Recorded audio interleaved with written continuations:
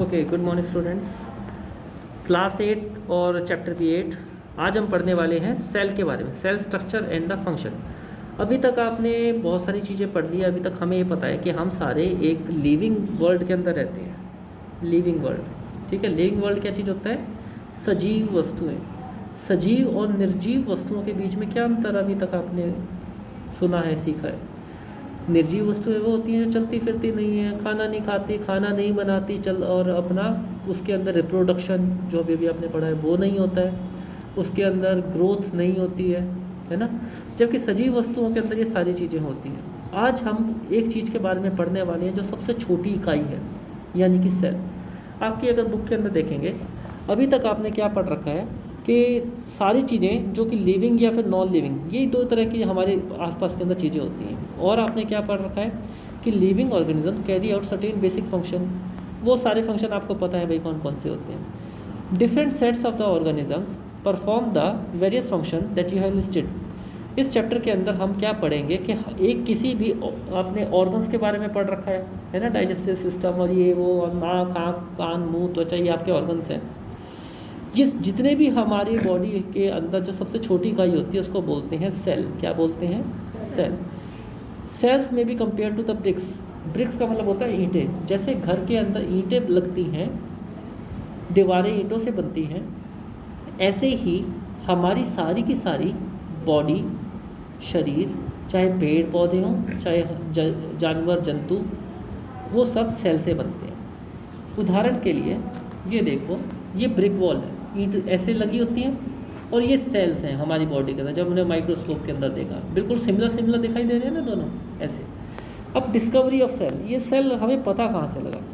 Robert Hooke नाम का एक साइंटिस्ट था जिसने 1665 के अंदर क्या किया, एक कॉर्क को लिया। कॉर्क क्या चीज़ होती है? पहले आपने देखा होगा कि बोतल के ढक्कन बंद करने के लिए एक लकड़ी का पीस, गटका सा उसके अंदर फंसा देते थे, है ना।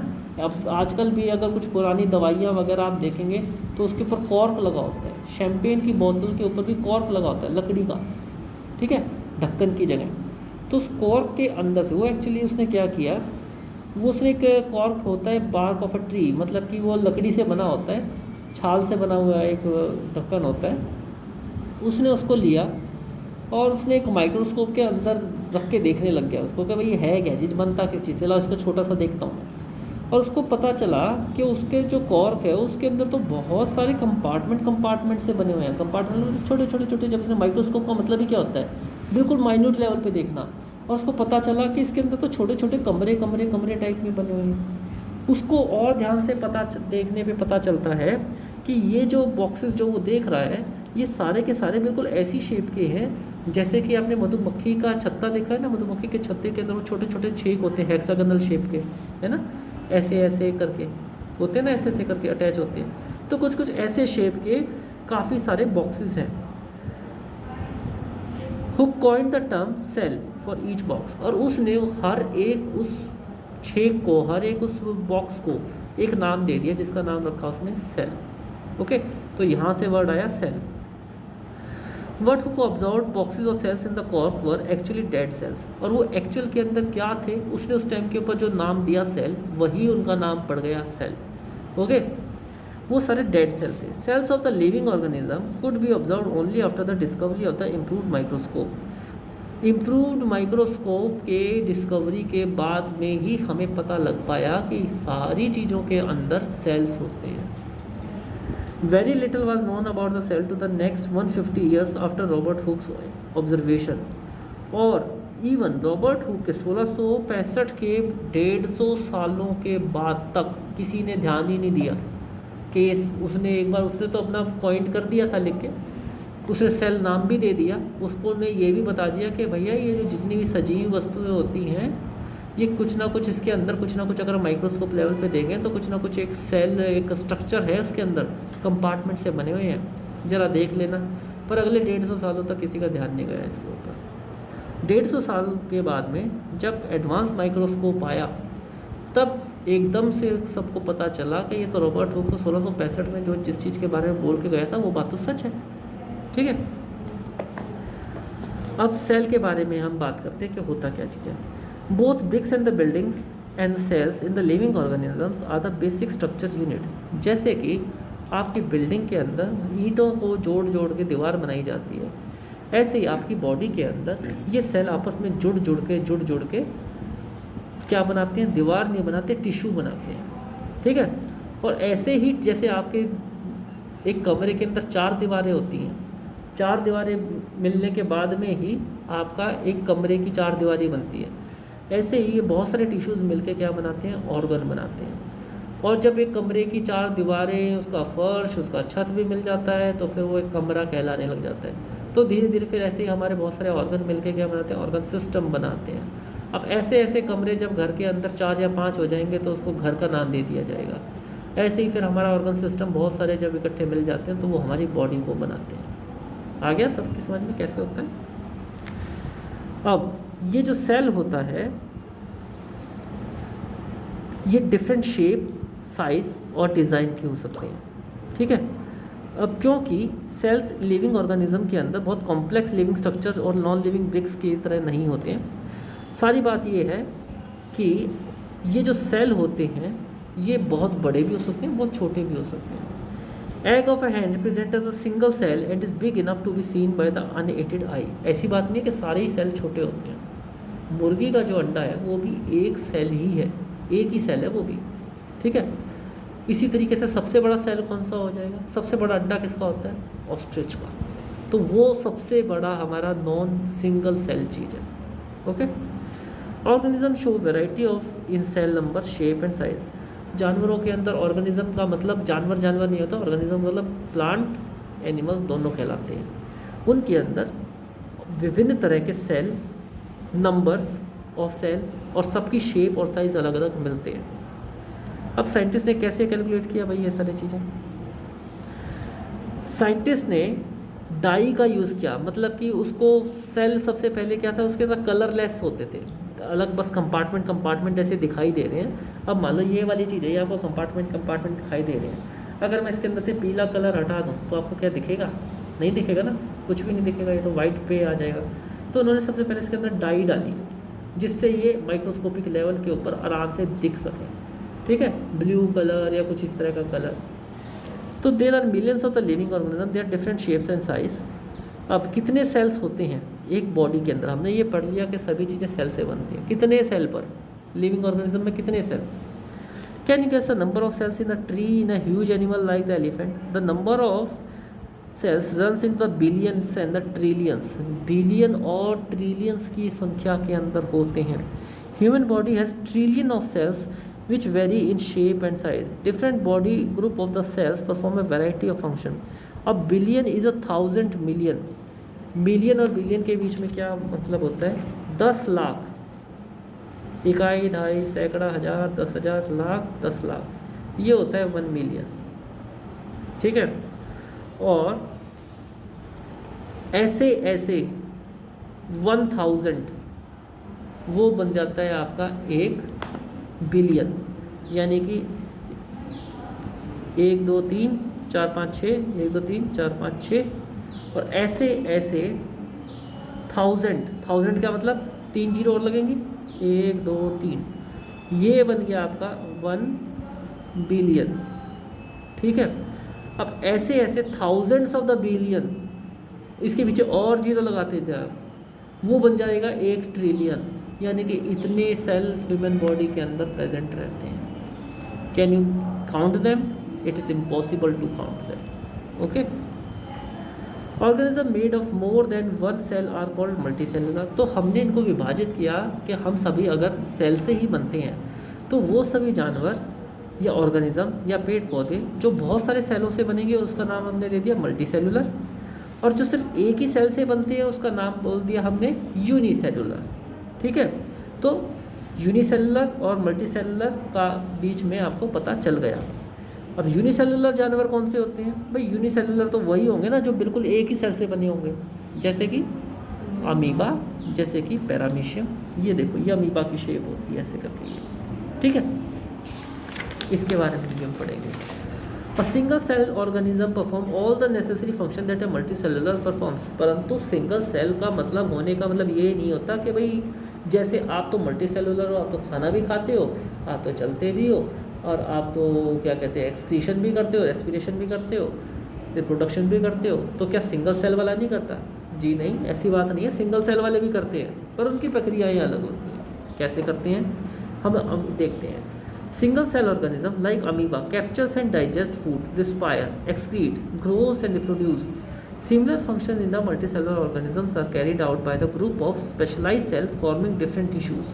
Tissues in turn form the organs. Actual के अंदर क्या होता है, ये आपका जो अमीबा ही है, ठीक है, ये अमीबा है, ये इसके बीच में होता है न्यूक्लियस। ये चलता कैसे है, ये एक पानी वानी के अंदर चलता है। पानी के अंदर क्या है, ये जो इसके जो हाथ टाइप के होते हैं, इसको सिकोड़ के आगे बढ़ता है। ये जो इसके हाथ टाइप के अंदर होते हैं, इनको बोलते हैं स्यूडोपोडिया। स्यूडोपोडिया। स्यूडोपोडिया का मतलब होता है फॉल्स फुट, मतलब कि नकली, काइंड ऑफ नकली हाथ पैर होते हैं इसके। हाथ पैर तो नहीं है ना, तो नकली हाथ पैर होते हैं। इन्हीं की सहायता से ये आगे चलता है, इन्हीं की सहायता से खाना खाता है। कैसे? मान लो पानी के अंदर एक यहाँ पे छोटा सा पार्टिकल है, इसको इसके को खाना है, ये आगे जाएगा, ये अपने स्यूडोपोडिया को ऐसे बढ़ा देगा आगे जाके, और ये धीरे धीरे इसको ऐसे बंद कर लेगा और ये अंदर आ जाएगा, यहाँ से खोलेगा और ये अंदर चला जाएगा, ठीक है। ऐसे ही खाता है स्यूडोपोडिया, इसी हाथ से ये मूवमेंट करता है। रिप्रोडक्शन कैसे करेगा?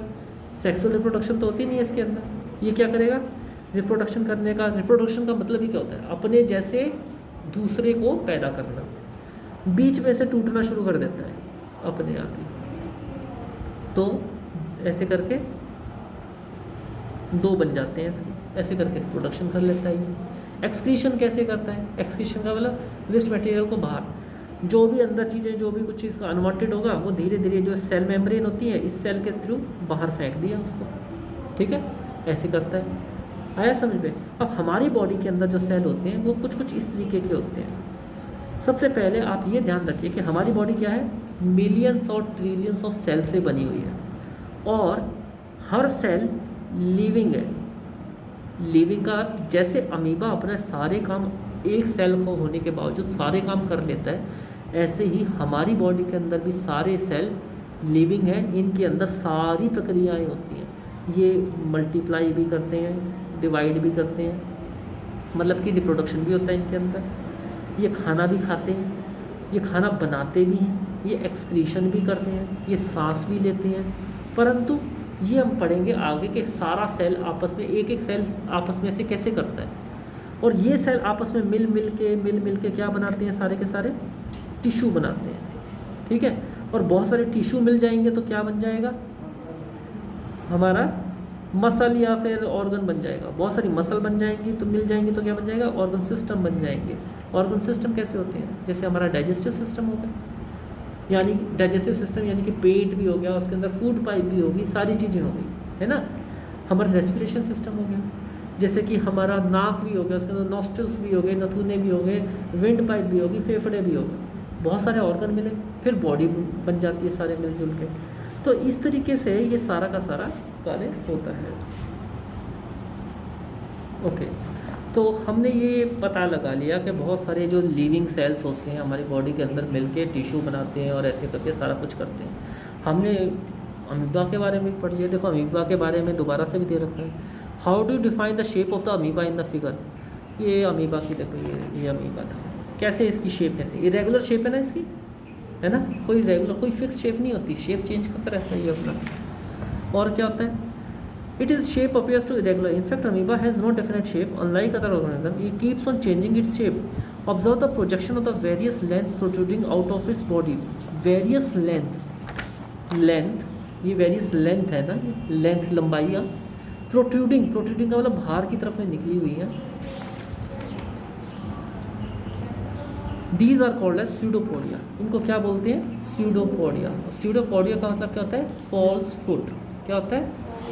इसी की सहायता से ये आगे मूव करता है और अपना खाना पकड़ता है। ये मैंने बताया था ना इसके अंदर स्यूडोपोडिया कैसे होता है। अब अपने एक सेल के बारे में बात करके देख लेते हैं। चलो, ह्यूमन बॉडी के अंदर भी बहुत सारे सेल्स होते हैं। आपका जो ब्लड है वो एक टिश्यू है, एक तरह से कनेक्टिव टिश्यू बोलते हैं, और टिश्यू मिलके किससे बनते हैं? सेल से मिलके बनते हैं। तो ब्लड के अंदर कौन कौन से होते हैं cells? Red blood cells, white blood cells और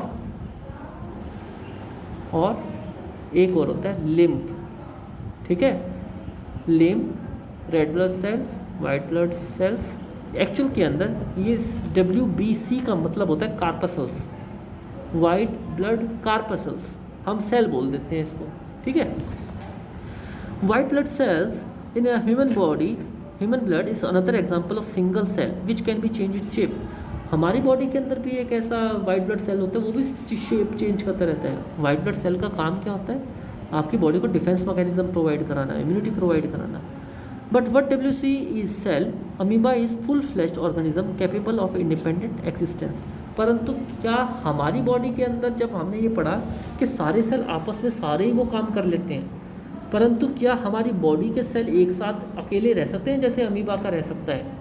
नहीं, ऐसा नहीं होता, ये फ़र्क आता है। What shape would you expect in the organism with millions of the cells? Shows different cells such as the blood, muscle and nerve. ये देखो हमारे अलग अलग तरह के सेल्स हैं। ये जो है स्पेरिकल रेड ब्लड सेल्स हैं, गोल, ये गोल होते हैं। ये स्पिंडल शेप मसल सेल हैं, हमारी जो मसल्स के अंदर इस तरह के सेल्स होते हैं। सारी बॉडी के पार्ट्स में हर जगह पे अलग अलग सेल्स होते हैं। ये हमारा सबसे बड़ा सेल होते हैं, ये न्यूरॉन्स कहलाते हैं ये, ठीक है।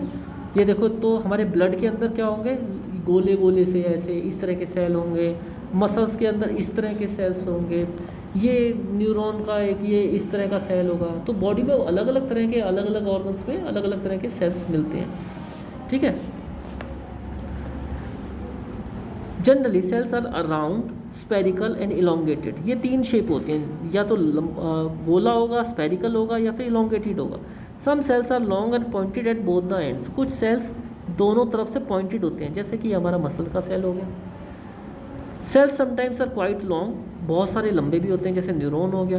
सम neuron, the nerve cells receive transfer messages. क्यों होते हैं लंबे? क्योंकि ये हमारा, अगर आप नर्वस सिस्टम पढ़ेंगे तो ये क्या होता है, हमारा माइंड, हमारा जो पीछे जो हमारी बैकबोन है, बैकबोन के बैक साइड के अंदर एक तो हमारा जो ब्रेन हो गया, और जो हमारी रीढ़ की हड्डी हो गई है वो, और इसके साथ में दुनिया भर के जो न्यूरॉन्स, ये वाले सेल्स, ये सारा मिलके हमारा नर्वस सिस्टम बनाते हैं, ठीक है।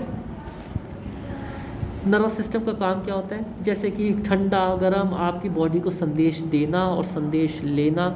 आपकी बॉडी को सारा दिमाग ही कंट्रोल करता है ना, क्या करना है, क्या देखा, क्या नहीं हुआ, हर चीज़ इन्हीं से जुड़ी हुई है।